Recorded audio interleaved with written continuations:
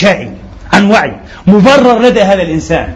هذه حرية الإنسان، هذه حرية الإنسان. على كل انتبهوا، الآية فيها دلالة خطيرة جدا لسه أبعد من ذلك. ما هي؟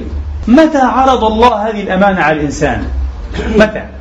في الفترة التي يمكن أن ندعوها أو نسميها فترة ما قبل التاريخ، صحيح؟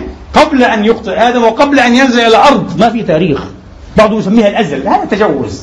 الأزل بمعنى اجتماعي أنثروبولوجي إذا وجد، وليس بمعنى فلسفي طبعا، وليس بمعنى فلسفي.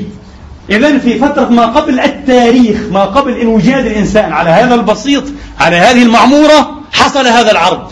عرضت الأمانة وتلقاها الإنسان، تقبلها بكل جسارة بكل شجاعة. أيها الإخوة، لم نصل الدلالة. ما دلالة هذه المسألة؟ ما دلالة هذه المسألة؟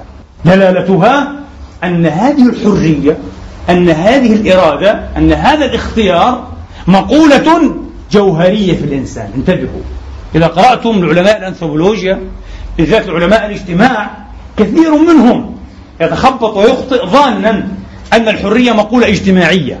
صحيح، بعض تعينات، بعض تشخصات، تمظهرات الحرية هي مقولات اجتماعية. صحيح، لا يمكن. هناك أنواع من الحرية، يعني حرية الانتخاب، حرية الترشح، حرية التعبير، كل هذه الأشياء لا يمكن إلا أن توصف إلا على أنها مقولات اجتماعية. الحرية هنا مقولة اجتماعية. أنا لا أتحدث عن التعينات، أتحدث عن الحرية جوهريا ماهويا. هل هي مقولة اجتماعية؟ كلا.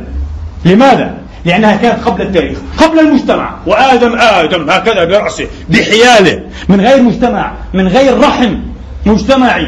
وقد أعطي آدم هذه التكريمة، تحملها. يقول مولانا أي جلال الدين الرومي قدس الله سره: لقد حملت وتحملت هذه الأمانة التي أشفقت منها السماوات، اعتمادا على عون يأتيني من لطف جنابك. لا إله إلا الله.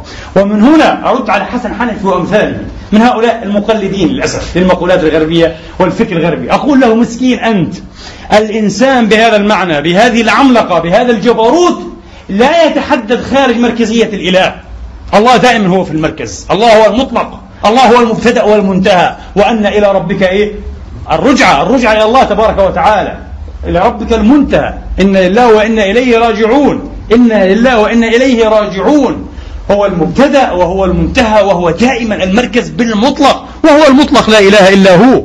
لا يتحدد، لا يمكن تحديد الإنسان أيها الإخوة تحديدا مقبولا بصفة إيجابية خارج ماذا؟ خارج الوجود الإلهي العلوي، خارج الشرع والدين الإلهي. لا يمكن، بل يفقد الإنسان. هذا يحتاج إن شاء الله إلى محاضرة بحيالها. إذا انتفى الله انتفى الإنسان، كما يقول برديايف الفيلسوف الروسي الوجود العظيم نيكولا برديايف، كان يقول: إذا نفينا الله انتفى الإنسان. وهذا ما حدث في الحداثة الغربية وما بعد الحداثة الآن. انتفى الإنسان بالكامل، همش الإنسان، سحق، خفض إلى نقطة الصفر. بل إن القرآن أيها الإخوة يؤكد لنا أن الإيمان عقيدة